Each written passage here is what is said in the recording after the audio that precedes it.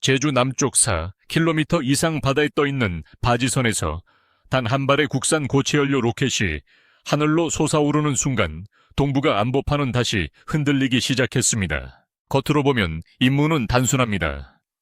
100kg급 소형 위성을 우주로 올려보내는 시험 발사입니다.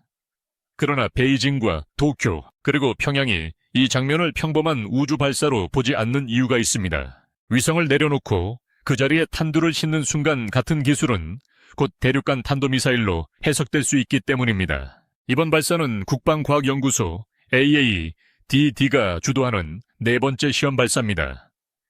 1단부터 3단까지는 모두 고체 추진기관으로 구성되고 마지막 4단만 정밀한 위성 분리를 위해 액체 추진 방식으로 구성됩니다.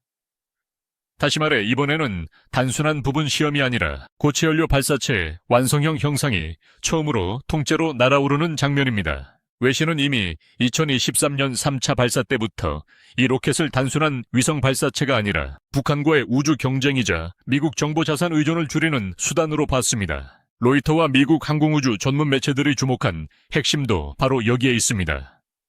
고체 로켓의 진짜 가치는 가격이 아니라 시간입니다. 액체 로켓은 발사 전 며칠 동안 극저온 연료를 주입해야 하고 그 과정에서 움직임이 노출됩니다. 그러나 고체 로켓은 연료를 이미 품은 상태로 보관되다가 명령이 떨어지면 수시간 안에 발사될 수 있습니다. 전쟁이나 위기 상황에서 정찰 위성이 파괴되거나 통신망이 끊겼을 때 원하는 시간에 바로 우주 자산을 보충할 수 있다는 뜻입니다. 경제성만 보면 고체연료 우주 발사체는 손해에 가깝습니다. 일본의 고체 로켓 엡실론은 발사 비용이 약 3천만 달러, 우리 돈으로 약 460억 원을 넘는 것으로 평가됩니다. 반면 스페이스 X의 펠컨 9은 한 번에 임한 2800kg을 저궤도에 올리면서 발사비는 약 5천만 달러 킬로그램당 비용은 약 2200달러 수준입니다. 상업시장에서 재사용 액체 로켓을 이기기는 어렵습니다. 그런데도 미국, 프랑스, 일본 같은 우주 선진국들이 전단 고체 발사체를 포기하지 않는 이유는 분명합니다. 이것은 싸게 위성을 올리는 상업용 도구가 아니라 유사시 원하는 시점에 정찰 위성을 긴급 보충하는 국방자산이기 때문입니다. 대한민국이 이 문을 연 결정적 순간은 2021년 5월이었습니다. 한미 미사일 지침이 완전히 종료되면서 한국은 더 이상 고체 추진기관의 크기와 성능을 과거처럼 묶어 둘 필요가 없어졌습니다. 그리고 불과 두 달 뒤인 2021년 7월 29일 ADD는 75톤급 고체 추진기관 연소 시험을 성공시켰습니다. 오랫동안 닫혀있던 문이 열리자마자 준비돼 있던 기술이 곧바로 모습을 드러낸 것입니다. 이후 일정은 빠르게 이어졌습니다. 2022년 3월에는 상단부 중심의 첫 시험 발사가 진행됐고 같은 해 12월에는 황혼 시간대 발사로 한반도는 물론 일본과 중국 상공에서도 UFO 소동을 일으킨 두 번째 발사가 있었습니다.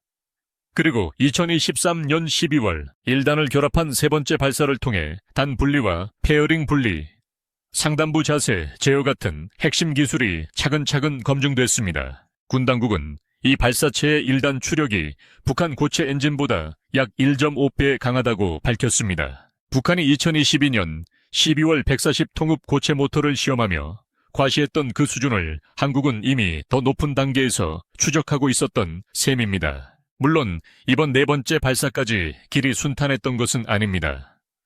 발사는 본래 5월 말로 예정돼 있었지만 제주 해역의 기상 악화로 한 차례 밀렸습니다. 여기에 민간 우주기업의 대전 사업장에서 폭발 사고가 발생해 5명이 목숨을 잃는 비극까지 겹치며 일정은 크게 흔들렸습니다. 그 부담을 딛고 다시 카운트다운에 들어간 장면이 바로 오늘의 제주 앞바다입니다. 이제 숫자로 보면 위치가 더 선명해집니다. 기본형은 고도 500km, 태양 동기 궤도에 500kg에서 700kg급 이상을 올리는 성능을 목표로 합니다. 이는 일본의 고체 로켓 엡실론과 사실상 같은 체급입니다. 그러나 ADD는 여기서 멈추지 않고 같은 궤도에 1.5톤을 올리는 확장형을 준비하고 있습니다. 이 체급은 미국 피스키퍼 ICBM의 고체 모터를 재활용해 만든 마이너터 4 그리고 중국 SD3과 비교되는 단계입니다. 다시 말해 한국은 일본의 고체 로켓을 따라잡는 수준에서 멈추지 않고 미국과 중국의 군용 고체 발사체가 서 있는 무대까지 올라서려 하고 있습니다. 액체 로켓 누리가 1.5톤급 위성 발사를 안정적으로 담당한다면 고체 발사체는 그 옆에서 즉시성을 책임지는 또 하나의 축이 됩니다. 강대국들이 액체와 고체를 동시에 갖추는 이유가 바로 여기에 있습니다. 세계가 이 발사를 예사롭게 보지 않는 더 큰 이유도 있습니다. 위성을 우주로 올릴 수 있는 발사체의 재진입 기술이 더해지면 그것은 곧 장거리 탄도미사일의 핵심 기반이 됩니다. 탄두가 대기권에 다시 들어올 때 표면 온도는 수천 도까지 치솟습니다. 이 열을 견디려면 탄소 복합재와 탄소 복합자재 같은 첨단 소재가 필요합니다. 성숙한 장거리 재진입체 기술을 실전 보유한 나라는 미국, 러시아, 중국, 프랑스, 영국 정도로 제한됩니다. 대한민국은 아직 장거리 재진입 시험을 공식적으로 공개한 적은 없습니다. 다만 세계 정상급 탄소섬유 산업 기반을 갖췄고 대형 탄두를 수직으로 내리꽂는 현무 계열 탄도미사일을 이미 운용하고 있습니다. 그래서 외신은 한국이 발사체와 재진입체라는 두 조각을 동시에 쥐게 되는 순간을 주목합니다. ATD의 청사진은 더 멀리 갑니다. 2027년에는 1톤급 이상을 태양 동기궤도에 올리는 완성형을 목표로 하고 2032년에는 7톤을 같은 궤도의 3.7톤을 정지전위 궤도에 투입하는 대형 발사체까지 내다보고 있습니다. 냉정히 미국의 피스키퍼가 1단 추력 224, 톤 10개의 탄두 사거리 9,600km를 가진 무기였다는 점을 떠올리면 한국이 지금 어떤 문턱에 서 있는지 더 분명해집니다.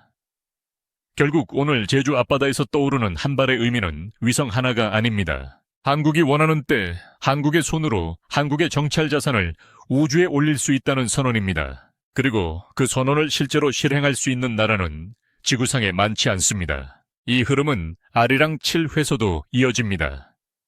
2025년 12월 2일 유럽 우주 전문 매체들은 한국의 관측 위성 아리랑 7회에 집중했습니다. 불과 몇 년 전까지만 해도 한국의 관측 위성은 0.55m급 해상도로 안정적이라는 평가를 받았습니다. 그런데 이번에는 0.3m급 초정밀 광학 해상도, 즉 지상에서 30cm 크기의 물체까지 식별할 수 있는 능력이 거론됐습니다. 30cm5급 해상도는 사실상 군사정찰 위성급입니다.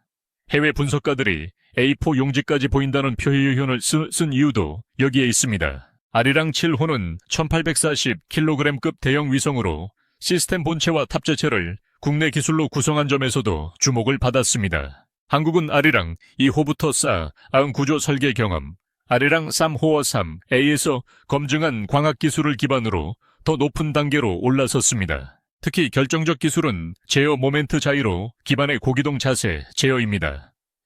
기존 관측 위성은 특정 지역을 다시 바라보기 위해 시간이 걸렸고 그 과정에서 고해상도, 영상 확보 효율이 떨어졌습니다. 그러나 아리랑 7호는 내부의 대형 플라이휠과 제어 장치를 활용해 목표 지역을 빠르게 다시 조준하고 한 번의 통과 중 더 많은 영상을 확보할 수 있습니다. 발사 절차도 정교합니다. 발사 43분 54초 뒤 위성이 분리되고 1시간 9분 뒤 남극 트롤 지상국과 첫 교신을 시도해 위성체의 초기 상태를 확인합니다. 이후 약 1.5주 동안 초기 구동을 진행하고 약 3주 동안 궤도 운용 시험을 거칩니다. 다음 해 상반기부터는 5년 동안 정식 임무를 수행하는 흐름입니다. 해외 매체들이 이 과정을 보며 한국이 이미 정찰급 위성 운용 체계를 독자 구축한 국가라고 평가한 이유가 여기에 있습니다. 아리랑 7호의 의미는 해상도 하나로 끝나지 않습니다. 위성 내부에는 테라비트급 저장 공간이 들어가고 초고 해상도 촬영 때 발생하는 수백 기가 단위의 원시 데이터를 처리할 수 있는 전송 능력도 강화됐습니다. 이동식 발사대의 종류, 식별 차량 위장 패턴 분석, 해안선 근처 비정상, 물체 탐지 같은 군사정보 임무에서 이런 능력은 결정적 차이를 만듭니다. 국내 개발 과정에서는 더 깊은 기술 장벽도 있었습니다. 궤도 환경에서는 온도 변화가 150도 가까이 요동칩니다. 열팽창이 미세하게만 어긋나도 광학계가 흔들리고 0.3m급 해상도는 무너질 수 있습니다. 한국 개발진은 이를 해결하기 위해 구조물을 초정밀 일체형 프레임으로 개선하고 기존보다 2배 이상 정밀한 온도 보정 알고리즘을 설계했습니다. 제어 모멘트 자이로의 진동을 줄이기 위해 위성 내부 지지대의 재질과 배치도 수십 차례 다시 설계된 것으로 전해졌습니다. 그 결과 1회 재조준 속도는 기존 위성보다 30% 이상 빨라졌고 작전 지역을 한번 지나갈 때 확보할 수 있는 영상량도 크게 늘었습니다. 또 하나 중요한 점은 공급망입니다.